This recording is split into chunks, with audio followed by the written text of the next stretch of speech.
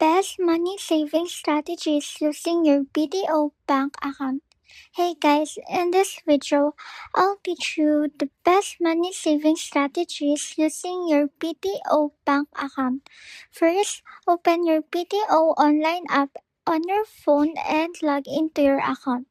Once you are on the main screen, you can use different tools inside the app to help manage and grow your savings.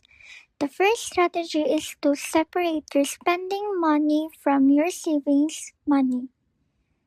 If you have more than one account, keep one account for bills and daily expenses, and another account only for savings.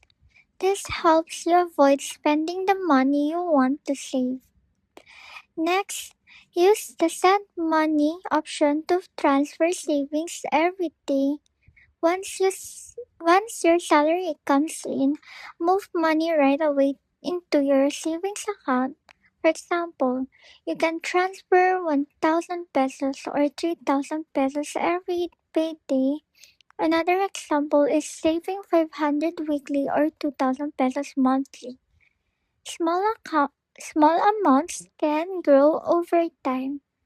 Another smart strategy is to track your balance regularly in the account section.